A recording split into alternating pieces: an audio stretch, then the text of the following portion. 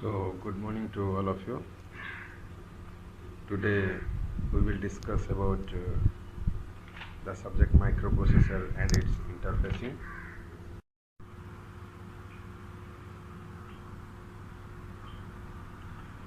So, the topic is microprocessor and its interfacing. So, first of all, what is microprocessor and what is interfacing? Microprocessor is the combination of two words. One is your micro, another one is your processor. So we know the processor, which is frequently used in our day-to-day activities, just like in mobile phones and in computers. So what is processor? Processor is nothing but it's a device which processes.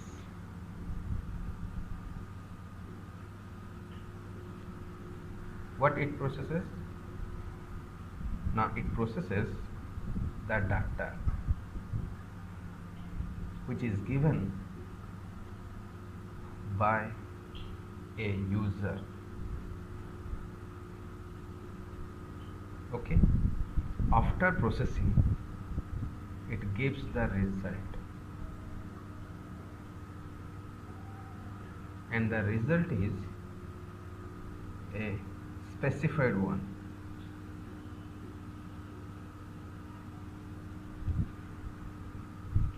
We have to also give some instructions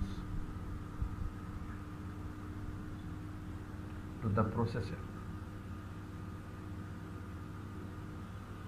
for execution. Now this is processor.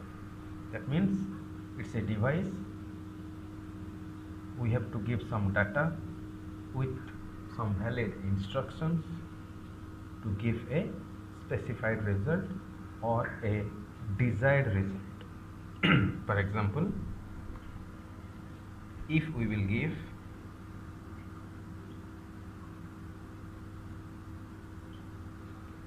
2 and 3 and the instruction is sum,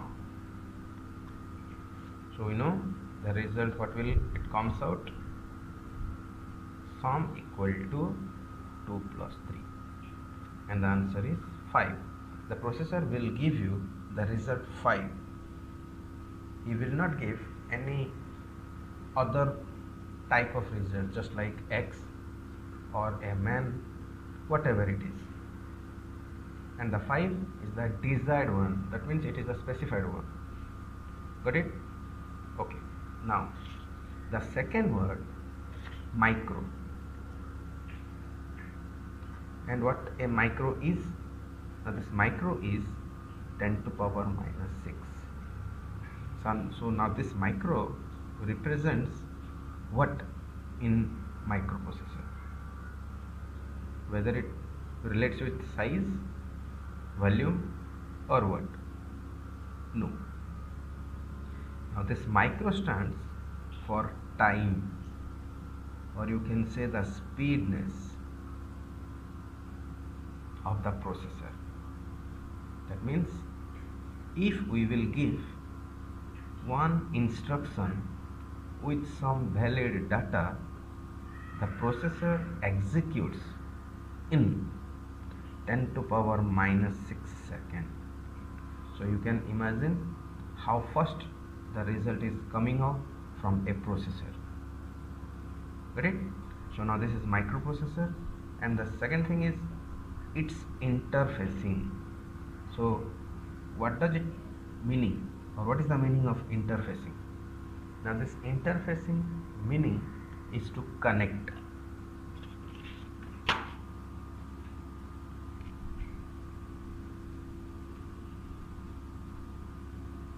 Interfacing meaning connect. to the outside world.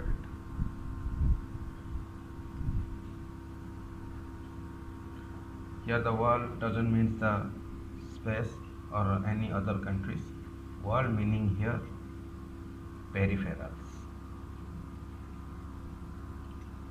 Meaning, what is meaning peripheral? External devices.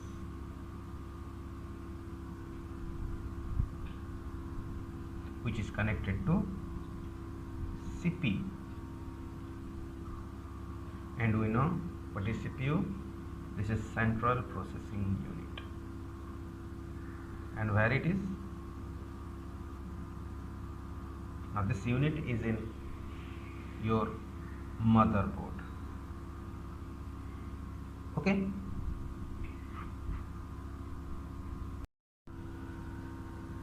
So now we will study basic construction or function of a computer system.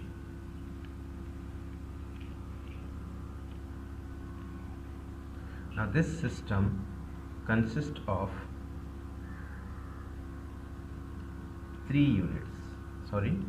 4 units. Number 1, input device.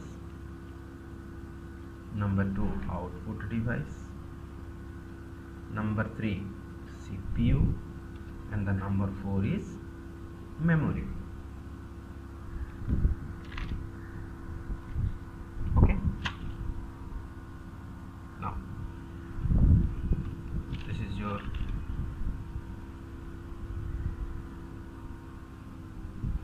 CPU. Now it is connected with some input devices.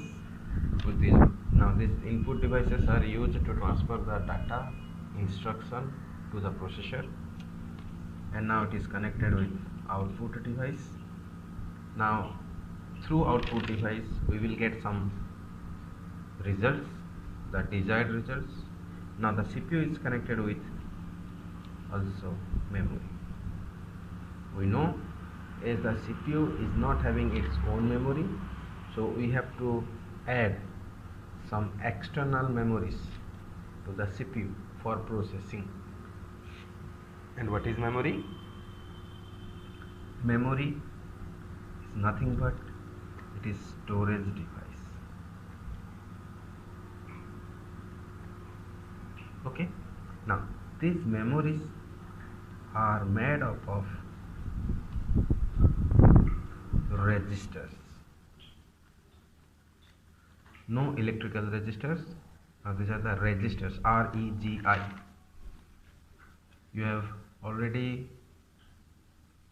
seen in some of the records, just like physics records or attendance rolls, in front there have been written register, meaning it stores some data. Okay?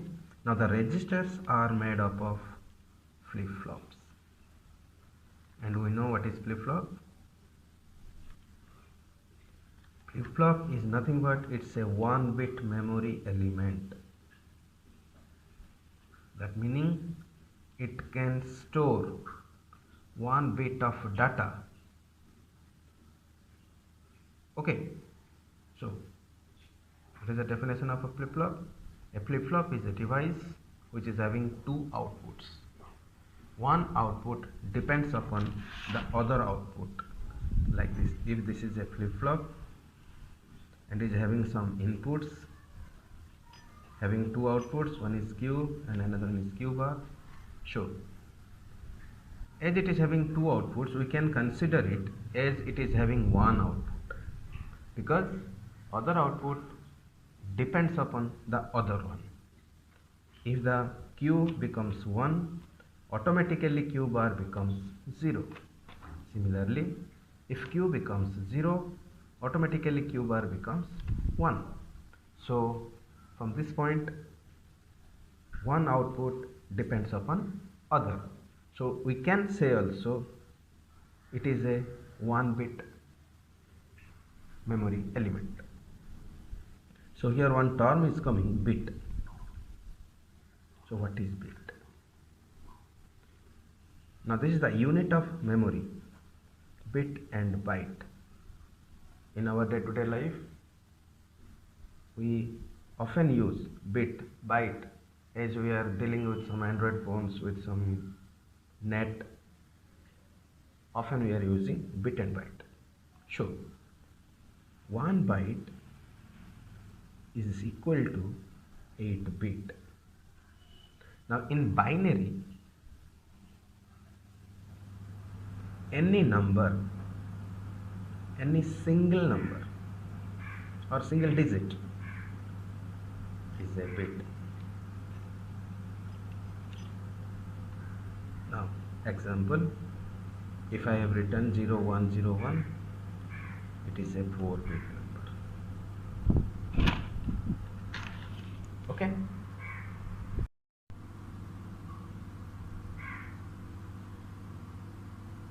So we will see here this computer system is having input device, having output device, having some memory.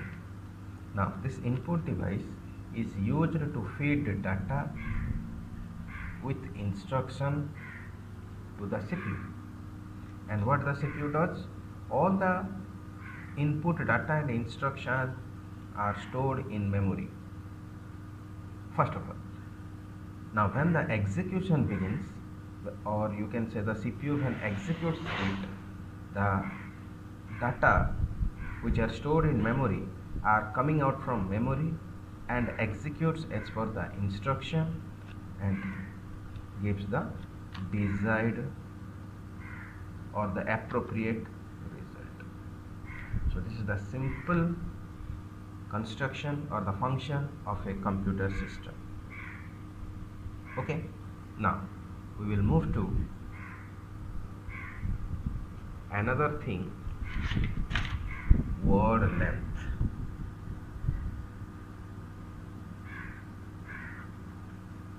So what is the meaning of word length?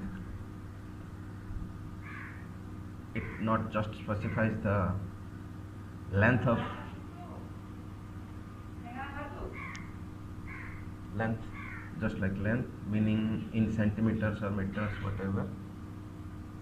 Here the length meaning or word length meaning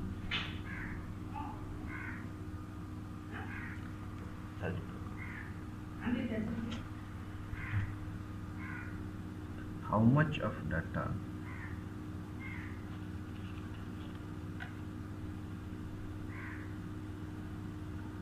can be processed by a processor at a time. Okay, now this is the word length of a computer. Example, if I will give 4-bit number, or I can say 4-bit processor. What does it mean?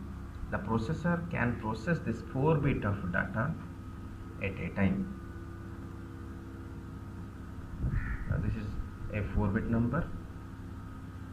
If I will give this number to a 4-bit processor, it can process the whole data at a time. If I will give a 6-bit number, like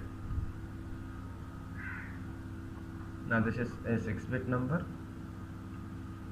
If I will apply it to the, or if I will give to a 4-bit processor, what happens? The processor will not perform it? No, the processor will perform it, but it cannot process the 6-bit of data at a time. Rather, it can process 4-bit of data at a time. After that, it can process the rest 2-bit. Got it? So in this way, the 6-bit number can be processed by a 4-bit processor, but it will be lengthy one. So I can give one example also. We know sandwich. It is made up of some breads with some buns or creams like that. Now we can open our mouth for a fixed length, let it be a 3 centimeter, and 3 to 4 bread consisting or having the length 3 to 4 3 centimeter. So we can eat a 4 bedded or 4 layer bread at a time. If I will give 10 bread, whether you are able to eat it or not, yes, you are able to eat it, but you cannot eat it at a time, the 10 bread. You will take the first 4 one, then the next 4 one, then the next 2 one. In this way, the processor is also functioning or executing the given bit lengths. So accordingly, in 1971, USA, in Bell Laboratory, the first microprocessor, Intel, this Intel is the manufacturer company one. Already we have known so many things about the Intel corporation. So the first microprocessor, Intel 4004. Now it's a 4-bit PMOS. It is PMOS, P-channel MOSFET microprocessor. After that, in 1972, another 4-bit processor, which is Intel 4040. It is an enhanced version was introduced. Same in Bell Laboratory. After that, Intel 8008. It is the 8-bit microprocessor. Then 8080. Then 8085. Now this 8085 is the latest one. Latest and upgraded. So whatever the processor now we are using, and now what we are studying, it is the history one. So the Intel 8085 in the year 1973 or 74 around it was developed, but now we are using i3, i7, i9. So many developments are also going on. So what we are studying is the history one. Okay. So in our syllabus, Intel 8085 is there. First of all, we have to learn the definition. What is microprocessor? So many times in semester questions it is also coming, define microprocessor. So what is the definition? Now, it is a programmable device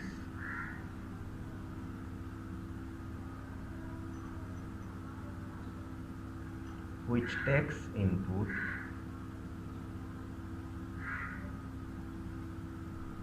processes it in memory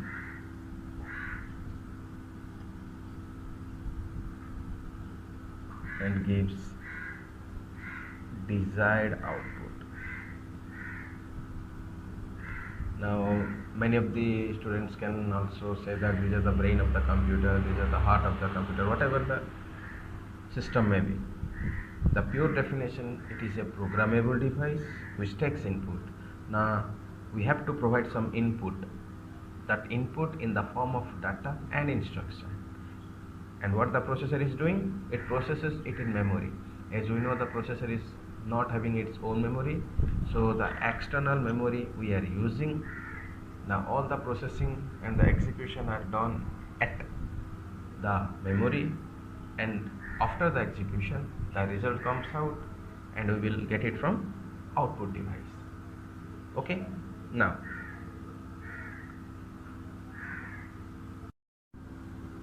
Intel 8085, first of all, it is a programmable device. Programmable meaning which can be programmed. number of times. So here one term is also coming, program. What is program? Program is nothing but it is the set of instruction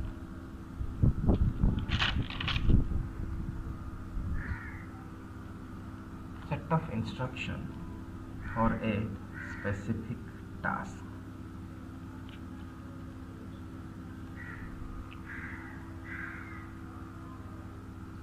Instruction, again what is coming? Instruction. What do you mean by instruction? Instruction is nothing but it's a command. Who is giving this command? And the user is giving the command.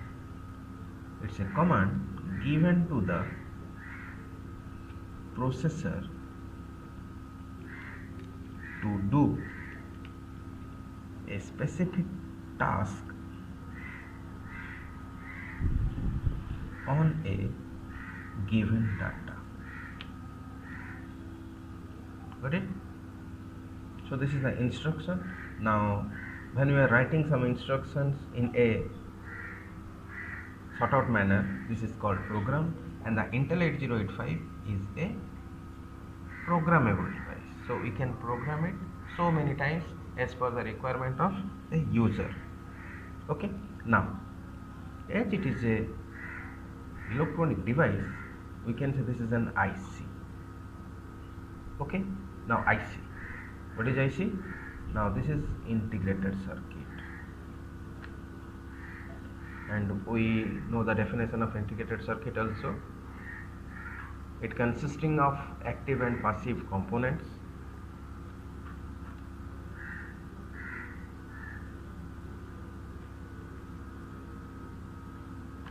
Consist of active and passive component on a single wafer, or you can say on a single chip. Now they are automatically part of it, meaning in integrated circuit there are no discrete components. The word is coming discrete.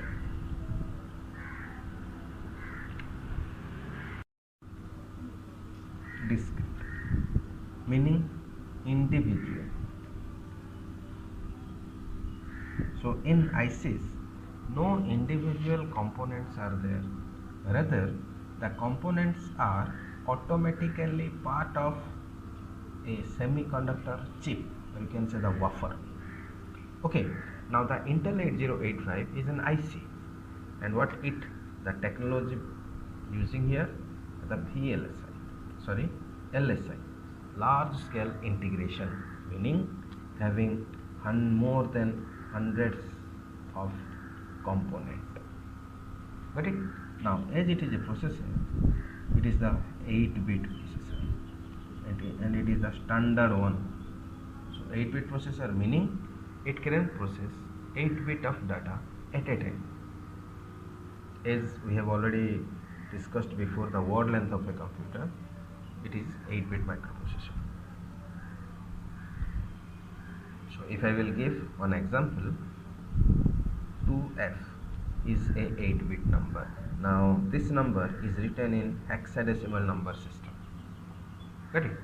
So it is having 80 basic instruction. Who is having? Intel 8085, and 246 opcodes. Got it? Now what is this opcode? Opcode is nothing but these are the operational code. So do some operations. Intel 8085 is having some opcodes. Those codes are called as opcodes. And how many number of opcodes are there? 246 opcodes are there. Now its internal clock frequency is about its internal clock frequency is about 3 megahertz. Okay, now its data bus is about 8 bit, as the microprocessor is a 8-bit microprocessor, so its data bus is about 8 bit, and the address bus is 16 bit.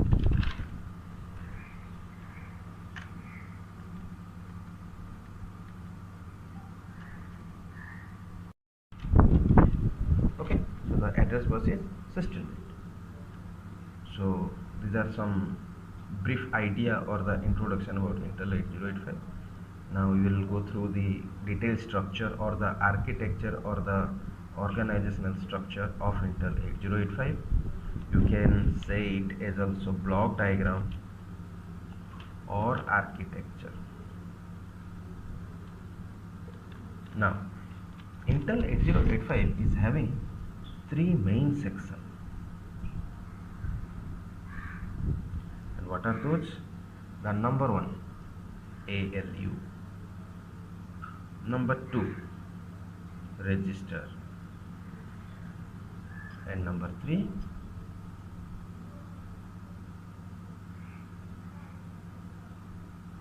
control unit and a timing unit.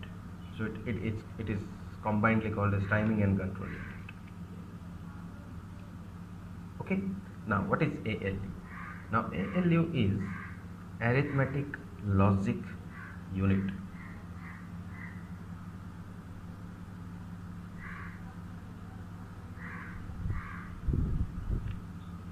And what it is doing, this arithmetic logic unit, it performs arithmetic and logic operation such as addition, subtraction, increment, decrement, etc. And this register, we will discuss it later. Now timing and control. Now this unit provides some timing and control signals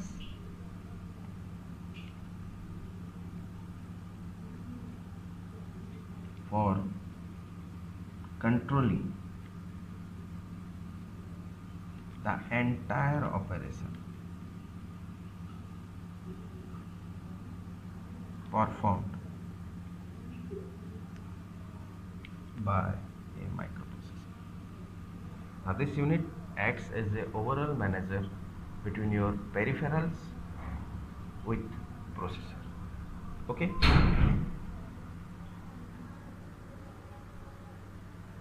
Now the third one is the register.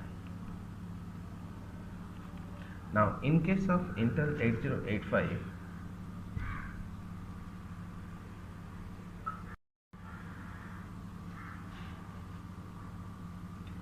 it is having two types of registers. One is GPR, another one is your SPR. Now GPR, what it stands? General Purpose Register. And SPR, Special Purpose Register. Got it? So general purpose registers are often doing the general functions, and the special purpose registers are doing some special functions. So there are 6 8-bit GPRs such as B, C, D, E, H and L. All the 6 registers are having the capacity 8 bit. Each can store 8 bit of data at a time. If we want to store a 16 bit of data, we will take some register pair, meaning 2 registers, register pair. Now the valid register pairs which are designed by the Intel Corporation are BC, DE, HL. We cannot arrange a register pair anonymously, just like PE, or HD, these are not valid ones. Only the valid register pairs are B, C, D, E, H. Now these are used to store 16-bit data. Now out of the three register pairs, this HL register pair is used to store one of the operand of an instruction. Now we will discuss it later on. With this, in GPR, register A, which is known as accumulator, is also there. Okay. With this, there are some instruction register which is used to store the opcode. Got it? Now, in case of special purpose register, there are two types of SPR. One is PC, which is program counter. Another one is SP, which is stack pointer. So we will discuss about the program counter. Now it is a SPR is having the capacity 16-bit. Now it is a 16-bit SPR. What is its function? Now it is used to store the memory address of the next instruction to be executed. That meaning the processor will execute that instruction which is stored by the program counter, or the program counter is showing which address the processor will execute that address. Okay. Now if program counter is stored 2000 memory address, and now in that memory address if X instruction is there, the processor execute this X instruction. No other instructions will be executed by the processor. So always program counter shows that address which is to be performed. Got it? Now SP. And what is SP? Now this is stack pointer. So here one word is coming, stack. What is stack? Stack is nothing but it is the sequence of memory from a available memory. And why it is used? Now when all the registers whichever we are discussed earlier, the B, C, D, E, H, L, if the all GPRs are used already to store some data, and in the subsequent program we require another or more registers to store, where we will get it? There is no registers in Intel 8085 besides or leaving the B, C, D, E, H, L. So what we will do? We have to move all the contents of GPR into a special memory which is called as stack. After that the registers will be free. Now we can store some other data in that register also. Got it? So stack is it is nothing but it is also a memory, but it should be a sequence one, and where it is coming from? It is coming from the available memory.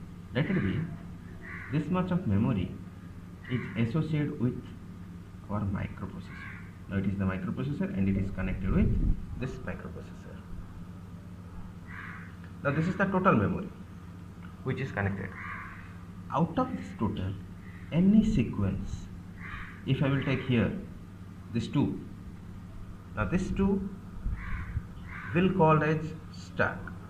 Now if I will take here, it is also called as stack. But if I will take one from here, one from here, it cannot be called as stack because it is not in a sequential manner. So the condition of stack is it should be sequential. Got it? So there are two types of SPR, PC and SP. PC used to store the memory address of the next instruction to be executed. SP, sequence of SP, what it tells? The stack pointer is also a 16-bit register used to store the address of a stack. And we've already discussed what is stack. Huh? The register which is used to store the memory address of a stack is known as stack pointer.